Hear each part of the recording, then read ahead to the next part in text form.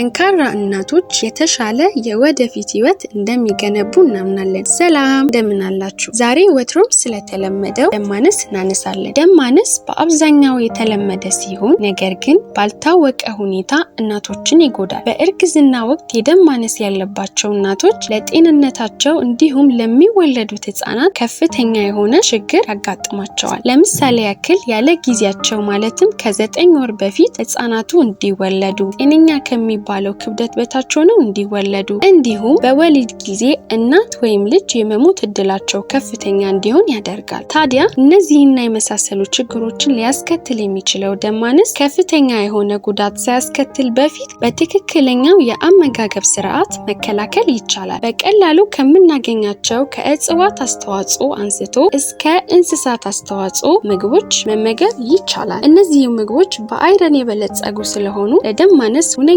መድኃኒት ናቸው። የበግ ወይም የፍየል ጉበት፣ እንቁላል፣ አሳ የመሳሰሉ የእንስሳት አስተዋጽኦ ምግቦች በከፍተኛ ሁኔታ በአይረን የበለጸጉ ስለሆኑ መመገብ መልካም ነው። ይህም ካልሆነ በቀላሉ ከምናገኛቸው ምስር፣ ባቄላ፣ ጎመን፣ ሰሊጥ የምንላቸውን በመመገብ አይረንን ማግኘት እንችላለን። ልብ ይበሉ፣ ከእጽዋት አስተዋጽኦ የምናገኛቸው እነዚህ ምግቦች በደንብ በሰውነታችን በጥሩ ሁኔታ እንዲያገለግሉ ቫይታሚን ሲ የምንላቸውን እንደ ብርቱካን፣ ቲማቲም የመሳሰሉትን መውሰድ እንዳይዘነጉ። የእናቶችና የህፃናት ጉዳይ የሁላችን ጉዳይ ነው።